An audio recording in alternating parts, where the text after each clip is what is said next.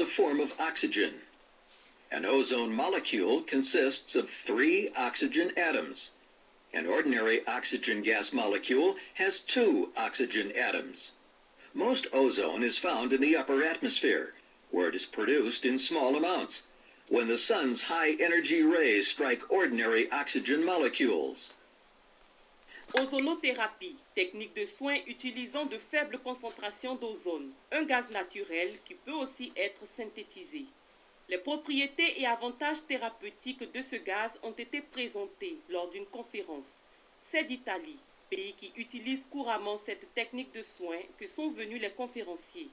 Ils ont exposé aux auditeurs présents les différentes indications médicales possibles de ce gaz qui a fait ses preuves dans le traitement de nombreuses maladies, notamment les caries dentaires et de nombreux ulcères. C'est une thérapie pour soigner les plaies.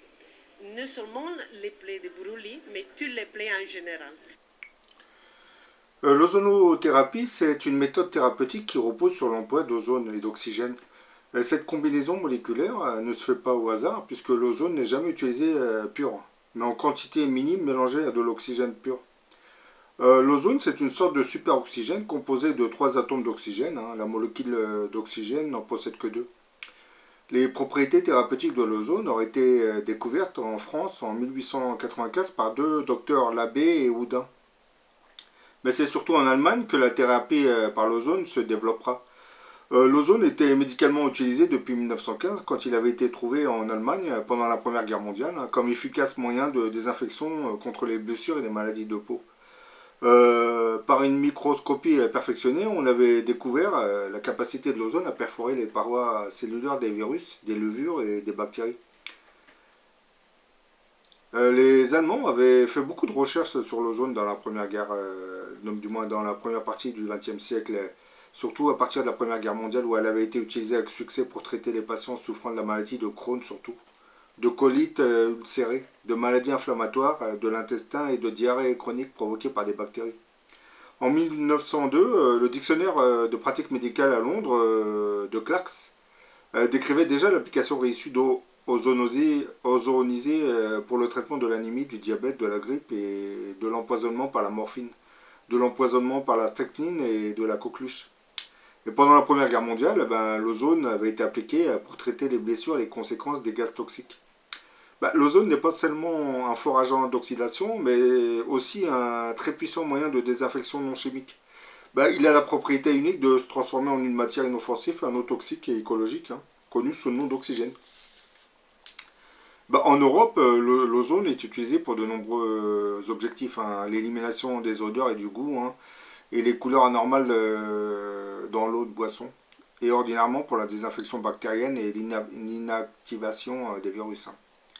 La plupart de ces applications se basent sur la force d'oxydation de l'ozone.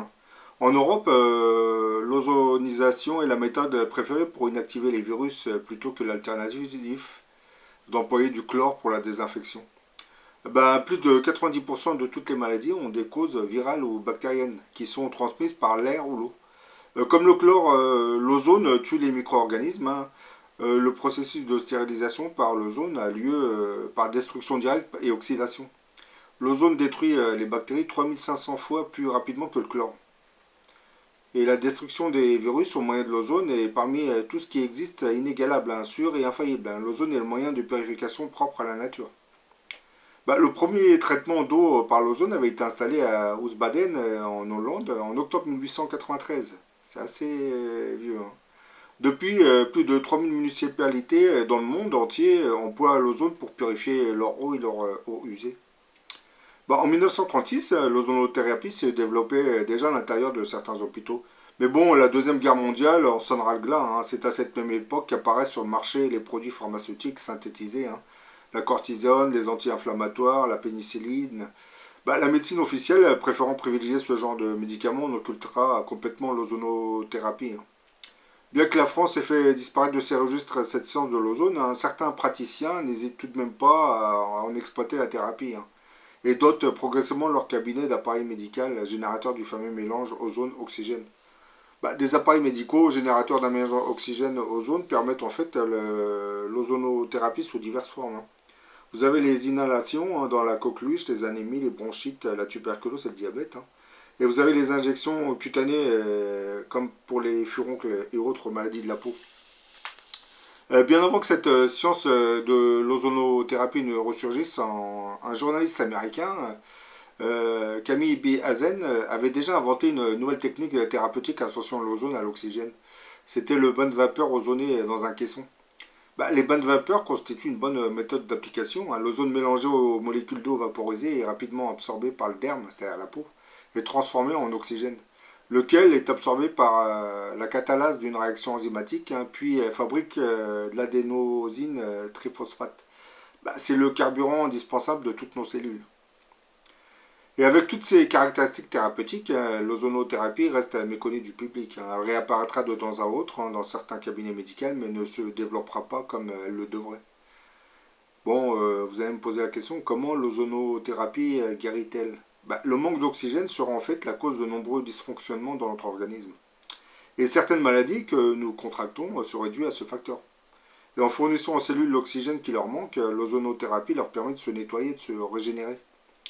Dans son livre Les bienfaits de l'ozone, le docteur Pierre Corson nous disait « Les médecins et l'opinion publique avaient commis l'erreur de croire que les effets de la pollution organique étaient en rapport avec l'âge. L'athéromatose, l'arthrose, l'ostéoporose, le diabète, certains cancers, les dégénérescences nerveuses, Alzheimer et Parkinson.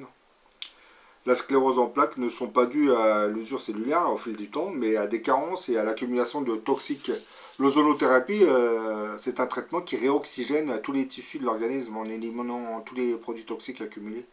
L'association ozone-oxygène constitue un désinfectant très très puissant qui agit sur les virus, les champignons, les microbes et les parasites.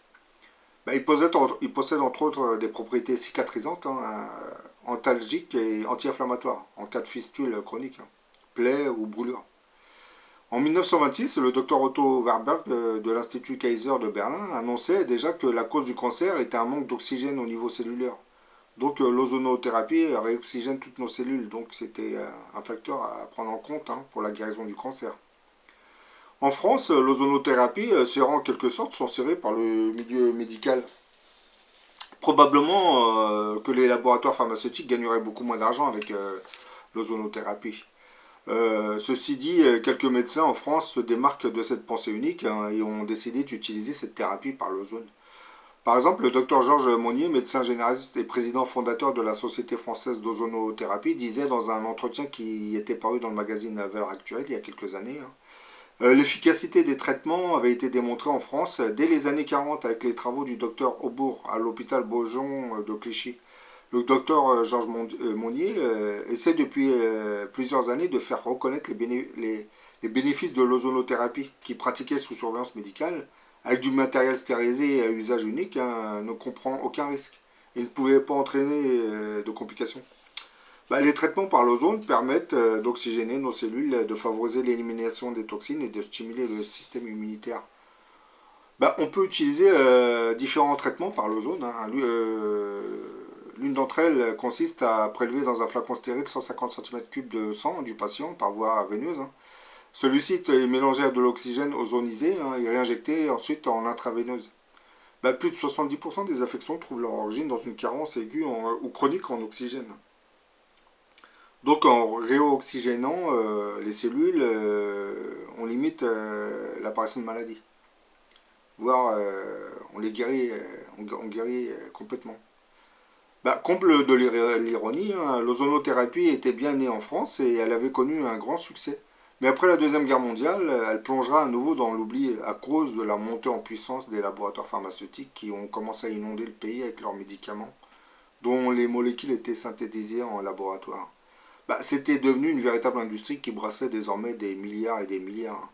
Donc une thérapie qui soignerait toutes sortes de maladies finirait par mettre un terme à l'hégémonie de tous ces laboratoires pharmaceutiques.